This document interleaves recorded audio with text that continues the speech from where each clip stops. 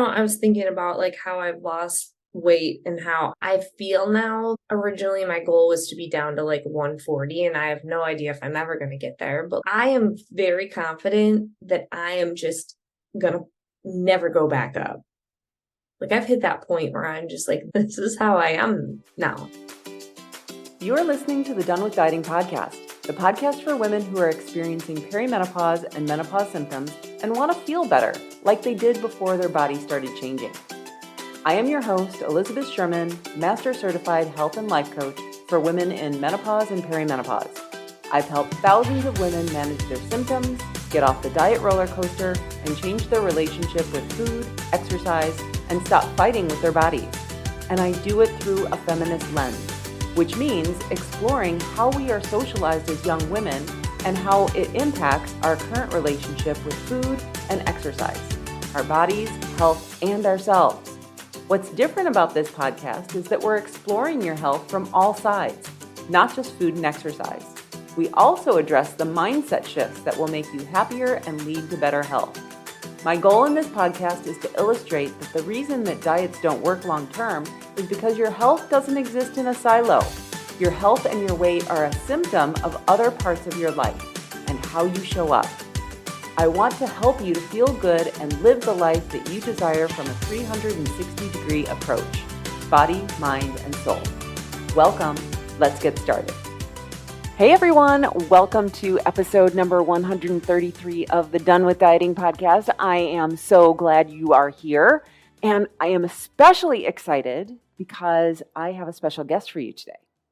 Are you ready for an incredibly inspiring and powerful story that is sure to lift you up and motivate you to make some incredible changes in your own life? Yes. Today, I am absolutely thrilled to introduce you to my amazing guest and client, Christine. Christine is a woman who has faced numerous challenges in her life, including juggling a new baby, a new home, the pandemic, and her mother's cancer diagnosis. But let me tell you, her journey of transformation and growth is one that will truly resonate with you, and I cannot wait for you to hear her story. In this episode, Christine and I dive deep into her journey of focusing on her health and financial goals, as well as the importance of building a strong and supportive community. We discuss the root of her emotional eating and how she found healthier coping mechanisms for dealing with stress in her personal and professional life. We also chat about the power of letting go of others' expectations, building a consistent exercise routine for success, and becoming a better role model for her kids. Now, I have to tell you, Christine's husband played a huge role in supporting her throughout this process. And her story is a beautiful reminder that change is possible when we have a strong support system. So, are you ready to be inspired, uplifted, and learn some new powerful lessons from Christine? I know I am. So let's dive in and discover how you too can make lasting changes and find the support you need in your own life. This is an episode you do not want to miss. So let's get started. All right, everyone. Welcome, Christine, to our episode. Christine, thank you for being here. I am so excited to have this conversation with you and have you share everything that you've gone through in our entire lives together. Ooh. Thanks for having me. I guess my first question for you is, do you know why I wanted you to come onto the podcast? I think a little bit, yes. I know we worked together for several years now, over 2.5, I think. And so we've gotten to know each other pretty well. And I don't know, I'm excited to see where the convo goes. Yeah. And so I think that you lend a really interesting perspective because one, you've worked with me one-on-one and you also are part of the Feel Good Sisterhood. But the other thing that I think is really interesting about you, and I don't want to call you a unicorn because there are lots of people out there who are already thinking about this. You're just doing it at a little bit younger of age where you're starting to think about retirement. You're starting to think about financial freedom. You're starting to think about how your health fits into that. And you're also aware of all of the societal expectations that go on in a woman's life in midlife. Mm-hmm. So we're going to explore all of that. But let's start with, can you remember back to where you were when we started coaching together? Yes. So it was approximately 2.5 years ago, and I had a new baby, my second baby, and my husband and I had just purchased a home. And this was, I think, right after COVID had started. And so things had just gotten very complicated. They felt very complicated and very stressful with everything going on, having young children, being cooped up in the house, trying to navigate health and what felt like a crisis situation with family members who all had different perspectives on things, and nothing felt normal. I knew that at some point I would be out of that phase, but I really needed help figuring out how to survive until I made it out of it. Yeah. And thinking about it right now, I'm not sure how much you want to go into this, but I know that one thing that we share is that our mothers were diagnosed with cancer. Now, your mom is still alive and actually doing really well. When did her diagnosis happen, and how close to that was it that you were starting to investigate coaching? Sure. So COVID hit in March of 2020. Right. My husband and I had this dream of spending the winter in Texas, and it had not gone as planned. And of course, this had all unfolded at the tail end of that trip. So we had gotten home. We were home for just a few weeks. Everything shut down. And then 1 week after that, my mom was diagnosed with stage 4 cancer, and they were unable to determine where it had stemmed from, but they thought it was pancreatic. And of course, that just sent us into spiral mode. So that would have been, I guess, 3 years ago. Mm-hmm.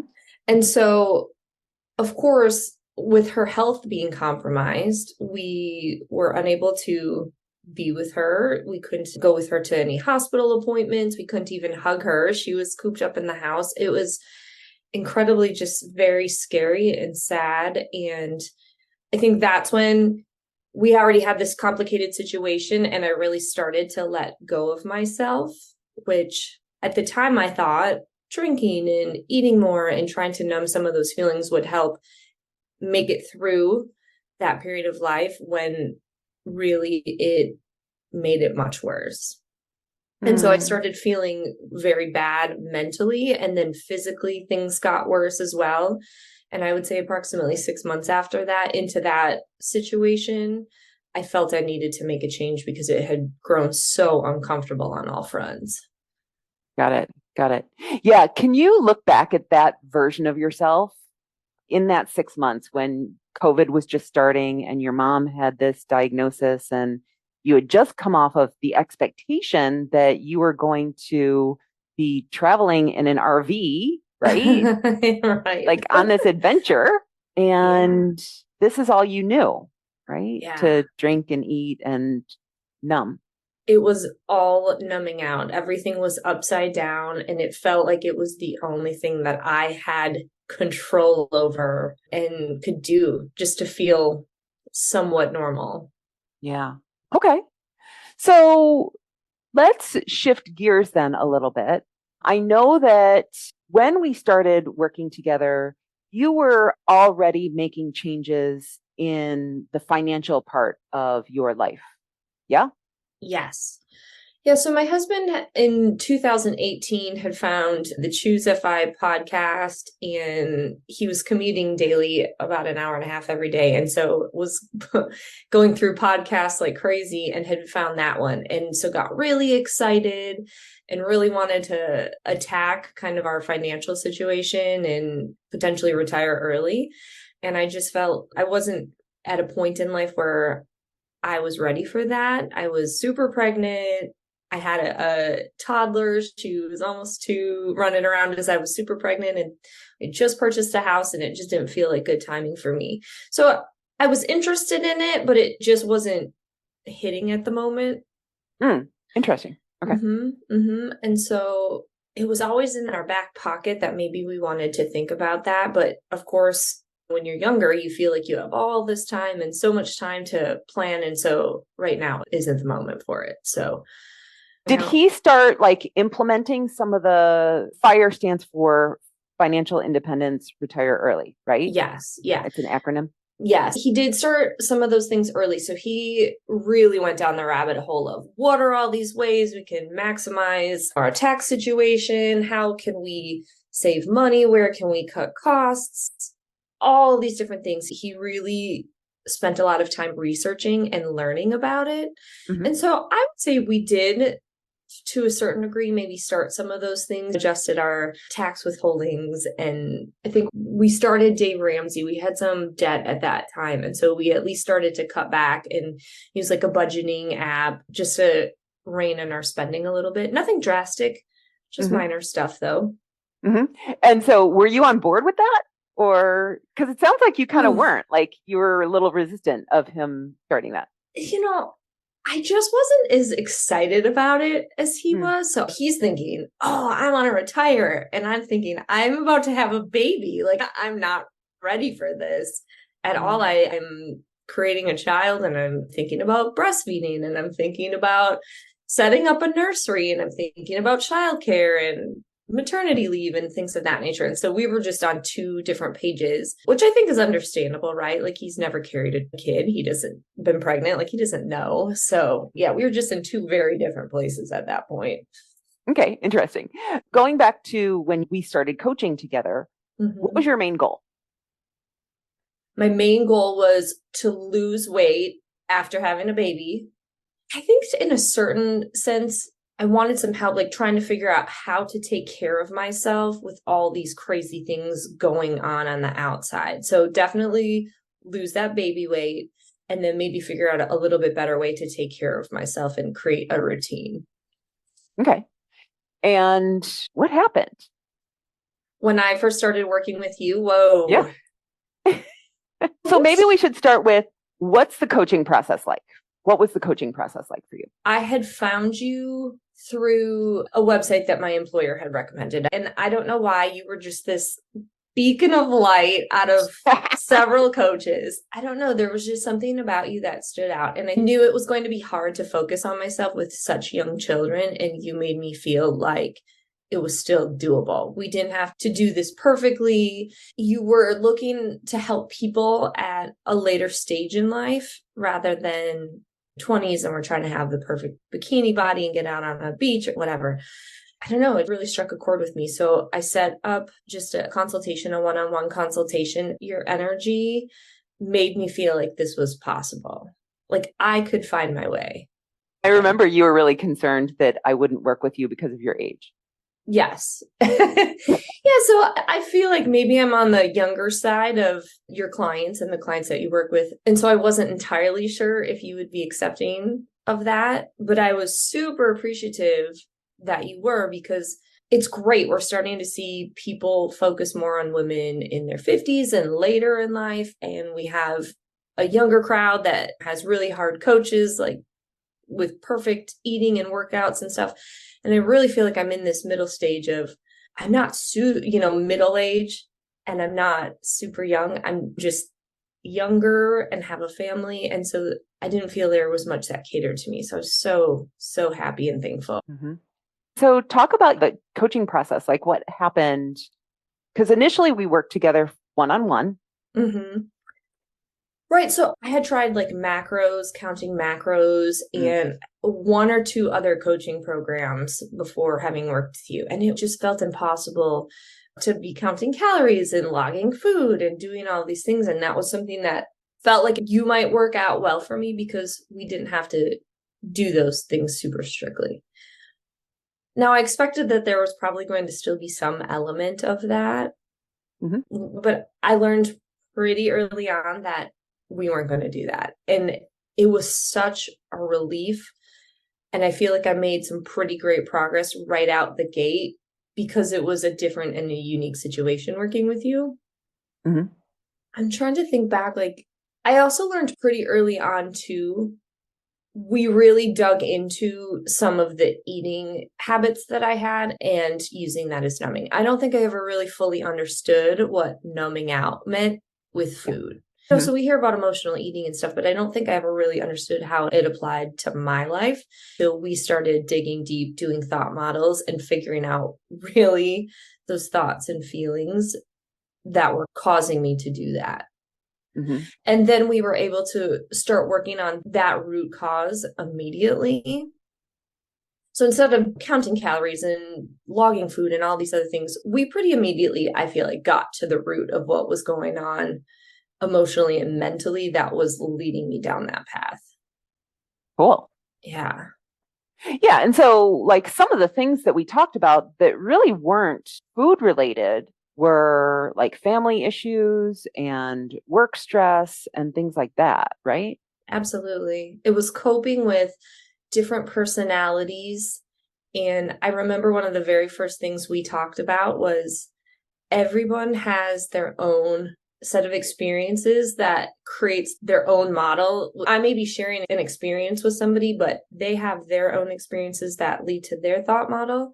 And I have my own that lead to my own thought model. And they're not necessarily the same, probably really aren't the same at all, in fact. And so it was a freedom, I think I would say a freedom from other people. I don't know. It was wild. It was very liberating. Yeah. Well, and it's funny because I think that something that we still coach on today is needing people to behave a certain way in order for us to be happy. Yeah, Yeah. the expectations, right? Like Uh-huh. I have expectations and people need to meet them or else I'm annoyed. And I still do it. Obviously, it's an ongoing lifelong process, but wow, that it was a really pivotal moment for me. Well, and the opposite side of that, the counterpoint is allowing people to have opinions about you and have those opinions be wrong. Mm, that was another main one. Oh, we could go on and on about all the things. Yeah, it was allowing myself to feel okay with people being wrong about me. Mhm. Huge, huge change in my mentality. That's really, I think, what got me through a lot of the family stuff for sure. Yeah.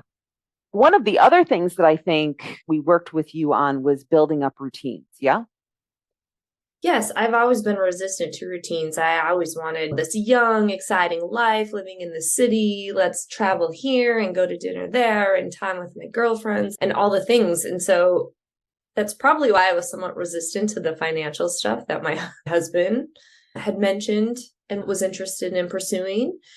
But also, I was resistant to doing that. I think I realized with my kids that they needed that, even though I didn't want them to have that and I didn't want it to do that myself. You know, I wanted like every meal needed to be exciting and we needed to have the best food all the time and do the best things. And I wanted the most expensive wines and all these things. And I realized like how much easier life got once I figured out how to balance having those nicer things that I wanted, but still creating and establishing those routines that made expectations easier for everyone Mm-hmm. and habits. Yeah. And so let's talk a little bit about how coaching has affected your kids and your relationship. Let's start with your kids because your kids have been part of a lot of our conversations. Mm-hmm. Yeah, I mean, generally speaking, I am a very different person. And what I mean by that is I'm still myself, but I am a much, much better version, much happier version of who I was before. And so it's just been really fun, I think, to see that. It's been really fun to look back and see how far I've come.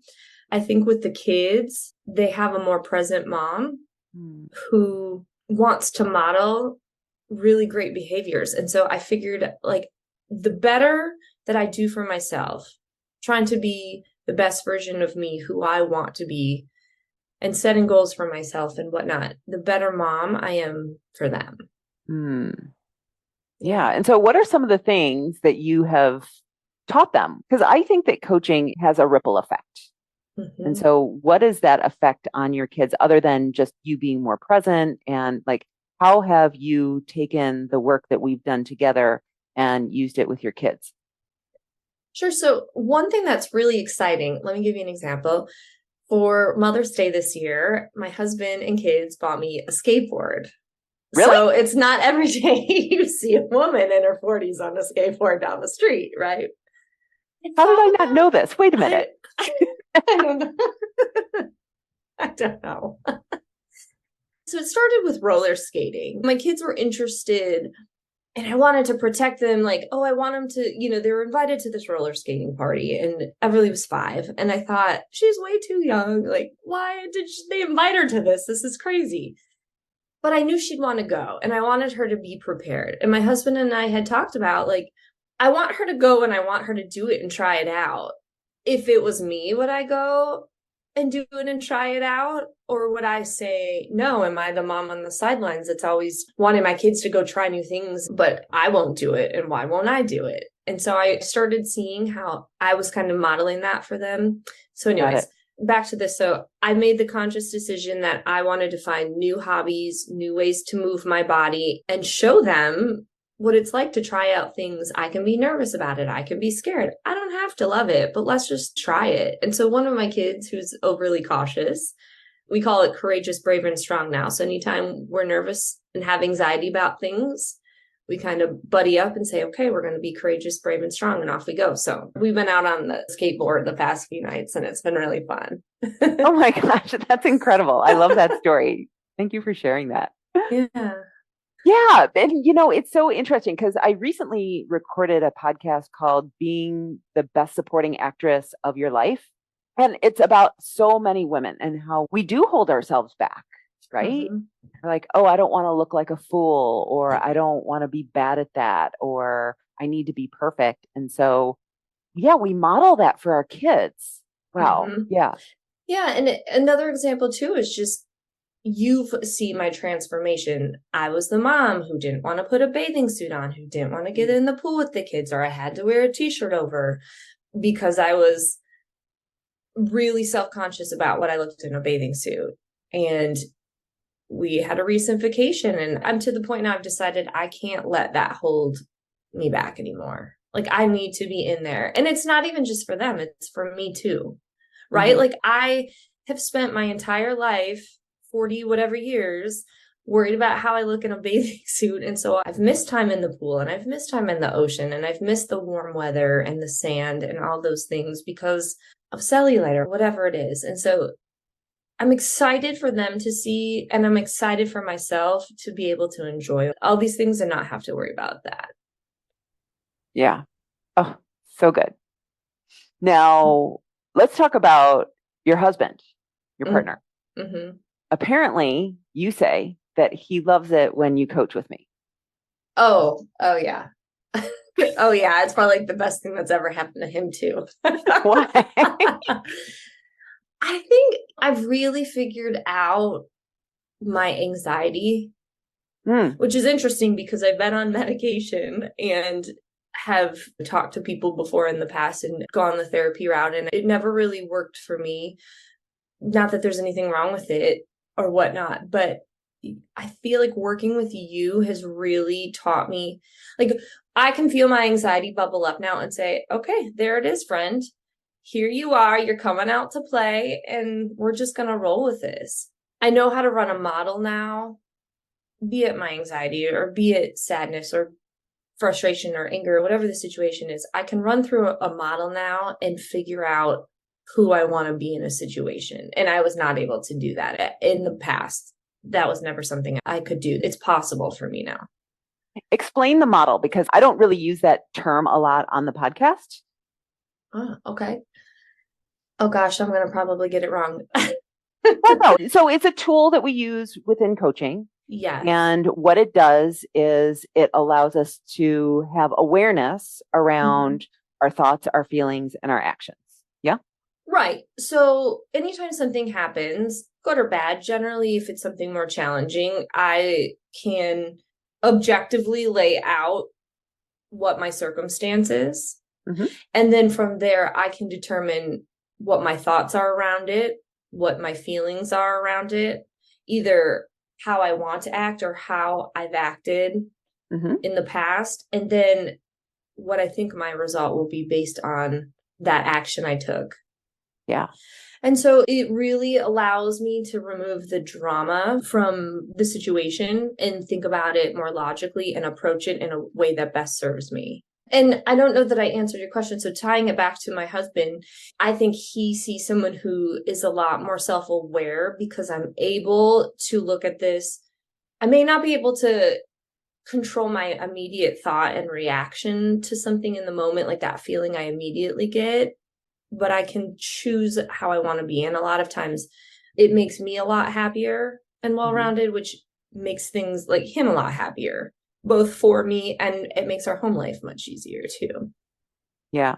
Well, and I think that one thing that's a huge testament to him and you and your relationship is through the feminist coaching that I've received, that I'm certified in, and I've been bringing that into our sessions, and you've Mhm. been sharing that with him, and he's now being able to see how women are socialized so much differently Mm. than men are. Like he's able to see the experience that we have as women, his daughters and you, and also like that experience that you shared of your mom when you were walking the Camino and she was still concerned about her weight. Yes. Oh, it's been very eye-opening for him. I'm fortunate to have a really strong relationship with my husband. And as a wonderful person, it's been really interesting for him, like things that have always been normal to him as a man, as a white man, he's now seeing firsthand, like things that he didn't understand women face, right? So maybe he's heard things before or whatnot, but seeing it firsthand has really changed. Speaking to what you mentioned about my mom, so last summer, my mom, as we mentioned earlier, has been battling stage 4 cancer, doing great right now. But one of her wishes, lifetime wishes, bucket list wishes, was to hike the El Camino. And so we did a very abbreviated version, but here we are. She's stage 4 cancer. She's walking 7 miles a day on crazy terrain and across mountains and all these things. And she was worried about her appearance. And he was just floored that anyone would even think of that, let alone say it out loud, let alone not have a picture taken of them doing this incredible thing during this accomplishment because of how they looked. Because it had never dawned on him, like he would never worry about that. He's never heard anyone talk about that to that degree. And he was so proud of her and loved being there with her and celebrating and seeing it. And then it was just very, and even for me, for both of us, it was very eye opening just how Yeah. deeply rooted that is. Mm-hmm. Yeah. And like something that I talk about a lot is if you don't want to get to the end of your life and still hating your body, right? We need to start working on that now.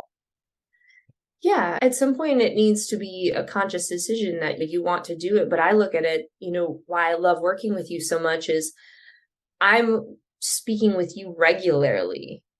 You're a person like I want to be like you. I love the things that you add to my life, that you bring to my life. And so I love working with you because it keeps it top of mind for me, just how important it is for me to achieve that. Like, I don't want to die missing out on all these opportunities because I was so worried about how I look in a bathing suit. And you have just helped me through that. And that's never going to end. You're with me for life.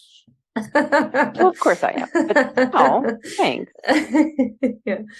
So one of the things that, happens in women's in midlife, and we've talked about this before, is everything that's changing. And I think that this is something that I really wanted to touch on today, which is as women go through menopause, perimenopause, we're starting to see those changes in friendships. We're starting to see those changes in our bodies.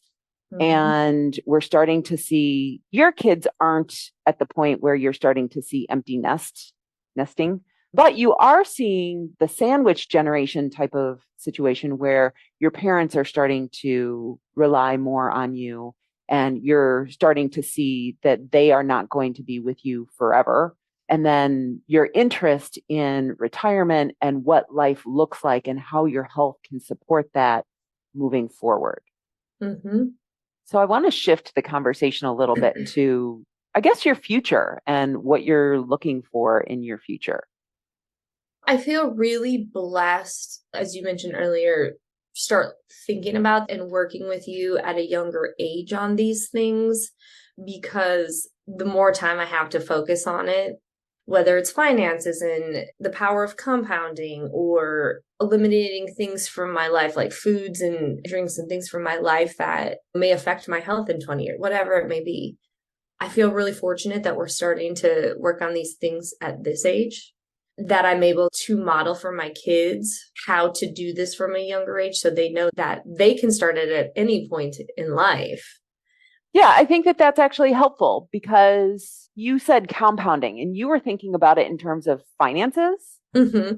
But I mean, it's for health also, right? And not to say that you're ever going to be too old to start working on your health, but the Mm-hmm. earlier you do start adopting some of these habits, the more they're going to thank you in the future, right? They're going to pay off. Absolutely. They don't even have to be huge habits that we're changing. When I think about just the 8 basic habits, Mm-hmm. always having that foundation. I don't need to live to be 100 if I feel terrible when I'm 95 or something like that. I don't expect to be doing gymnastics at 95, but between now and then, there's so much I want to accomplish. And my best chance of getting to all that stuff is by taking care of myself now. So I have more time to do those things that are important to me. I was just thinking, like, when I look at my mom's health, so she first had breast cancer when she was 56, which is really not that far off from me. And now she's in the stage 4 cancer. And I think about, what can I do to help myself? Hopefully, not have to face those things. May happen and I won't have control over that. But what can I do now to live the healthiest I possibly can? Because she didn't just wake up one day and then there was cancer. I'm sure there were Right. a lot of environmental things leading up to that. Yeah, I mean, that's part of my story also, that I didn't wake up until after my mom passed away. And I started Googling, like, how do I not get breast cancer? And found out that your risk factors have everything to do with your lifestyle. There are certainly things that will contribute to cancer that we don't have control over. Sure.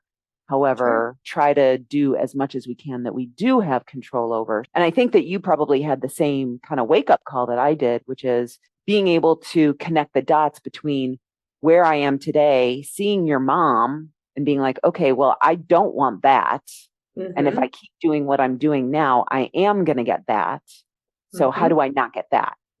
Absolutely. I have the chance. She can't go back and reverse a lot of those things. And that's really at no fault of her. When I think Right. about, we're learning so much more about women's health at this age now, way more than we ever have. She did the best that she could with what she had at that time.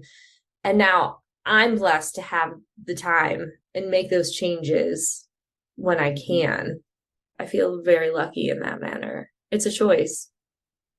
Yeah. And so one of the things that's actually pretty cool about you is that not only have we worked together one on one, but you were one of the founding members of the Feel Good Sisterhood. And I don't know if you actually put this thought into my head or if I had been thinking about it or what, but we had had a discussion where you were like, I want to find a group of like minded people, but Mm-hmm. they're not around me and I need to find them.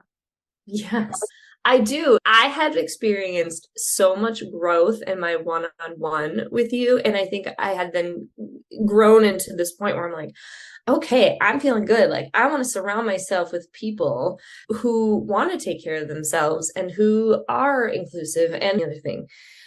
And yeah, I don't know if you already had this in the works and you knew or what. I don't remember either, but I do remember a little while after that had told me that you were creating the group. Mm-hmm. And I was so excited. It was just, oh man, that was so good. Well, and so that actually brings up a really good question. So, one thing is that a lot of people fear kind of coaching because there's that saying that you are the sum of the 5 people that you spend the most time with. And Mm-hmm. so, I think that for a lot of people, we want to be healthier. We want to stop overeating. We want to stop eating bad foods. We want to feel better. But there's that tug of, but if I do that, then I'm not going to have anything in common with these other people because that's what we do together. That's how we socialize. That's how we spend our time.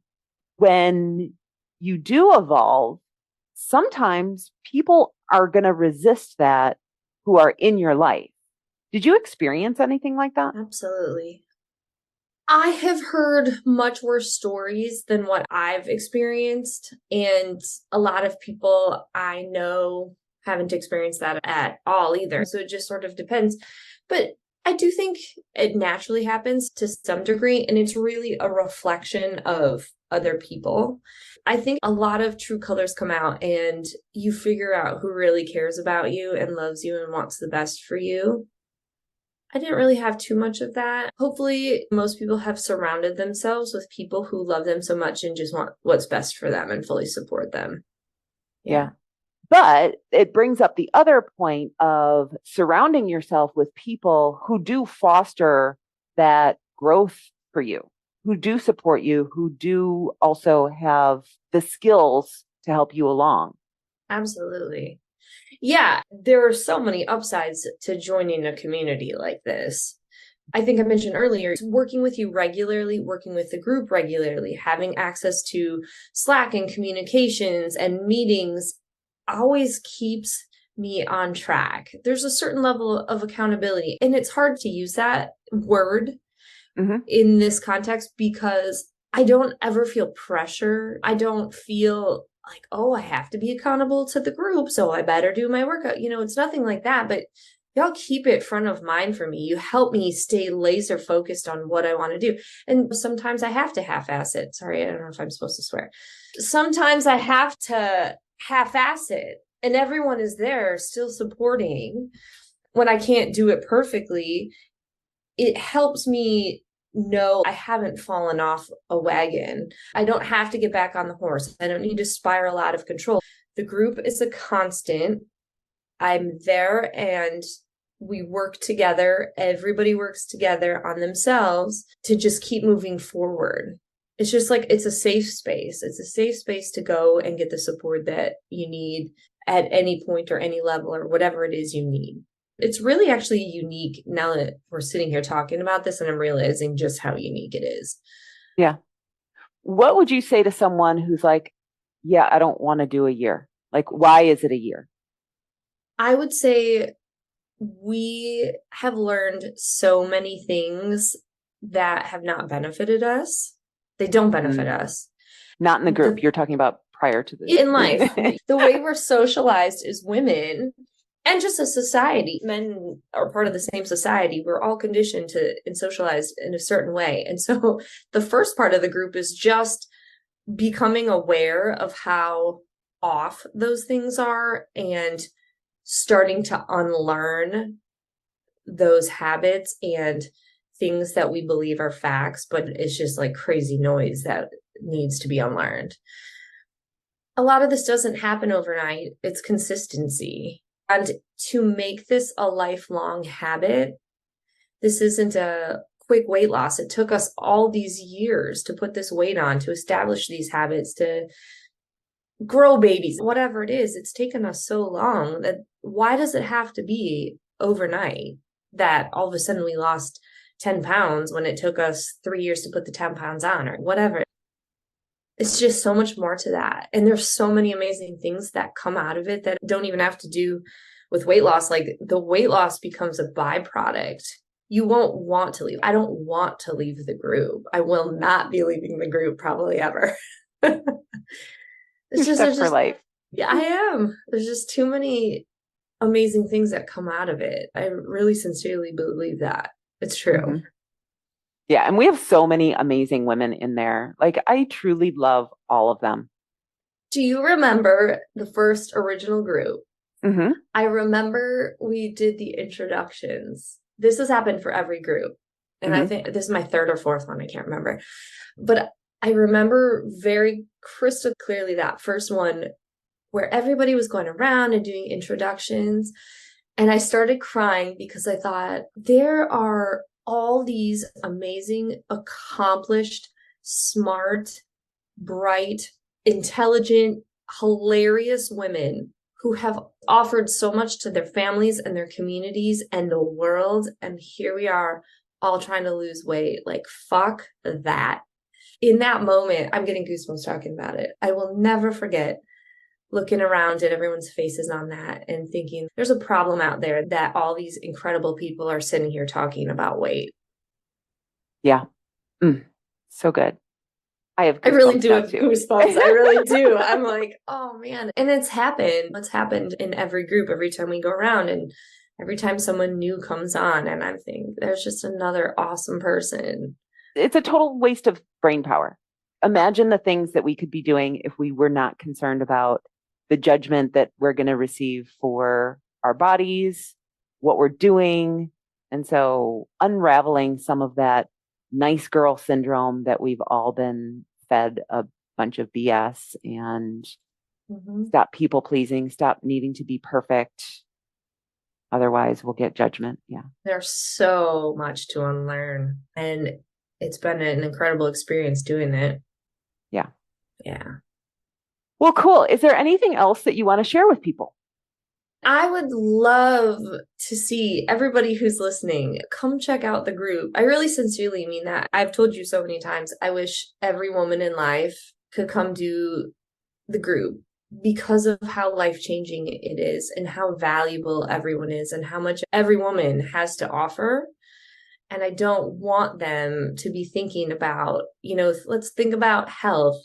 Let's think about taking care of ourselves and not what we look like and not how much we weigh, and the number doesn't matter on the scale and all those things. It just, I don't know. I love it. I hope everyone comes and joins us. Awesome. Well, thanks for being here. I appreciate you telling your story and sharing. Yeah. Thanks for having me. It was fun. Wow, what an incredible, inspiring journey Christine has been on. And I am so grateful that she shared her story with us today. It just goes to show that with determination, the right support, and a willingness to dig deep into the root of our challenges, we can truly transform our lives for the better. And remember, it's never too late to start prioritizing your health, your finances, and surrounding yourself with a supportive community that lifts you up. If Christine's story resonates with you and you're feeling inspired to make positive changes in your own life, I encourage you to reach out and schedule a consult call with me. Whether you're interested in private coaching or joining a group like the Feel Good Sisterhood, I'd love to help you on your journey to better health and overall well-being. To schedule your call, head over to elizabethsherman.com/consult and let's start working together to create lasting changes in your life. Thank you so much for tuning into this episode, and I hope that Christine's story has inspired and empowered you to take action in your own life. Remember, you have the power to transform your life and create a future full of health, happiness, and support. Now, until next time, keep striving for your best self, and I will see you on the next episode. Have a great day, everyone. See you next time. Bye-bye. Hey, if you enjoyed listening to this podcast, you have to come check out the Feel Good Sisterhood. It's my small group coaching program where we take all of this material and we apply it. We figure out what works for us, and we don't ever look back at another diet ever again. Join me over at elizabethsherman.com/group coaching. I'd love to have you join me in the Feel Good Sisterhood. See you there.